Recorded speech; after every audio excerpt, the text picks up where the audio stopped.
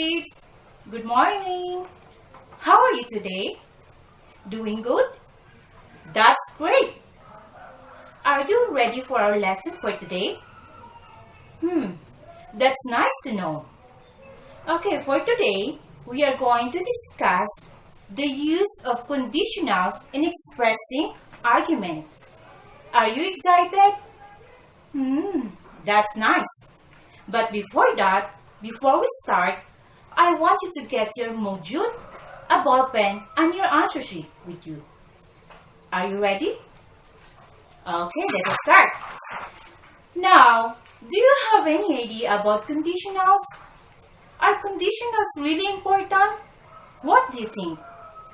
So let us discuss. Conditionals are extremely important in the English language. Why? Because they help us to express things that may happen in the present and future. They also serve many purposes and take several different forms. They can be used to give advice, express regret, and discuss facts, and among other things. Okay, let's go further with our discussion. Conditionals are statements expressing the result of a particular condition. They are composed of a main clause, which is used to explain the results, and a dependent clause, which is the if clause or when clause, which represents the condition. Now, let's take a look at this example. If you don't study well, you'll fail the test. In this given example, which do you think is the main clause and the dependent clause? Let's think. Okay. Do you have your answer now? Let us answer. If you answer you'll fail the test is the main clause, and if you don't study well is the dependent clause, then you got it right. Because of the word if becomes an if clause, which cannot stand alone. Remember, I have mentioned earlier that dependent clause shows the condition while the main clause shows the result.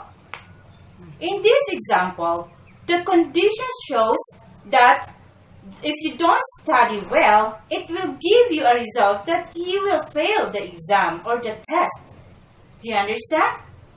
Okay, let's give another example. God listens when you pray. Again, let us identify the main clause and the dependent clause in this example. Which do you think is the main clause and which is the dependent clause? Yes, absolutely you are right. God listens is the main clause while when you pray is the dependent clause. Do you understand? Okay, let's move on. Okay, conditionals also may appear in both affirmative and negative. What do you mean by affirmative and negative? When we say affirmative, it means positive or favorable. What about negative? Negative means bad or harmful. Let us take this example as affirmative and negative. Number 1. If you don't study well, you'll fail the test. The second example is God listens when you pray. Which do you think is the affirmative and which is negative? Let's think. Brilliant! You are incredibly correct. If you don't study well, you'll fail the test. It is in the negative structure. What about God listens when you pray? Yes, it is in the affirmative. Very good. Now, let us move on. Conditionals also may have this arrangement. If the main clause appears before the dependent clause or in reverse, still the meaning of the sentence remains the same. Okay, let us use the given examples earlier. If you say, God listens when you pray, it will just be the same when you say, when you pray, God listens. Another one, if you don't study well, you'll fail the test. Or you can say also, you'll fail the test if you don't study. You see, the meaning is still the same. It doesn't change. We have also the forms of conditionals. We have the zero conditionals, first conditionals, second conditionals, and the third conditionals. Okay, let us discuss first the zero conditionals. Zero conditionals talk about things that are always true, such as scientific fact. Examples are, I get tired if I work too much. Another one, if you freeze water, it turns into ice. You see, these are all true because when working too hard, it gives you a result of being tired or getting tired. And if you put a water in the fridge and let it freeze, then definitely it will become an ice. Isn't it? Okay, you agree? Very good. Now let us move on with the first conditionals. First conditionals present things that are possibly or likely to happen in the future. It talks about possibilities in the present and in the future. The example is, if it rains, I will stay at home. This statement shows that if there is a possibility to rain, then most probably I will just stay at home. Another example, if I woke up late or if I wake up late, I would miss my flight. So these are the examples of first conditionals. Okay, let's move on with the second conditionals, which refers to things possible or impossible in the present, which means these are the things that are impossible to happen in the present, are unlikely to occur in the future. In short, these are imaginary situations. Okay, we have an example here. If I were you, I would quit the job. See, if you are going to study this example, this shows impossible things to happen. Why? Because it's obviously impossible that I become you and you become me. This situation is imaginary. Another one, if I were the boss, I would fire you. Since I am not the boss, then there is no way that I would fire you.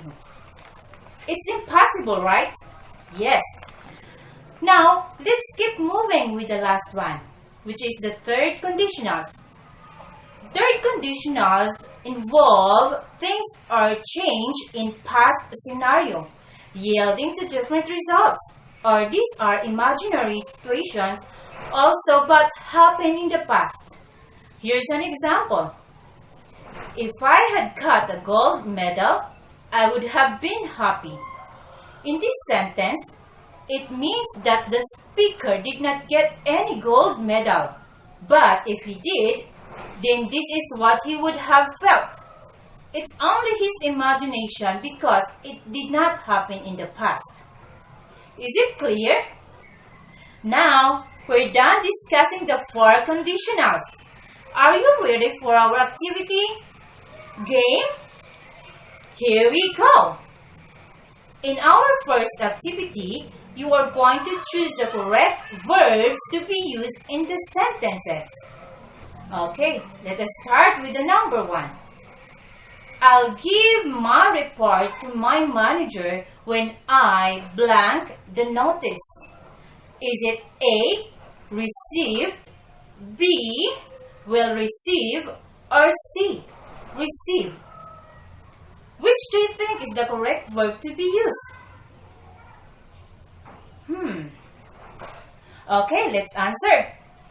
The correct verb is letter C, receive, because this statement shows possibility in the future. Now, let us move on with the number 2. If I blank Zain, I would go back to school and finish my studies. What is the correct verb? Is it A, am, or B, where? C, will be. Which do you think is the correct answer? Yes, you are correct. It's letter B, or where, because it shows imaginary situation in the present. It is in the first conditional. Now let's keep moving with our number 3. If you heat water at 100 degrees, it's blank. Is it A, boils, B, will boil, or C, had boiled? What do you think is the correct answer? Come on, use your brain. The correct answer is A, boils. You are correct. Because this statement is always true. Did you got it right? Great! Okay, thank you for watching. Again, this is Teacher Aina, your teacher for today. Keep learning and stay at home. Bye!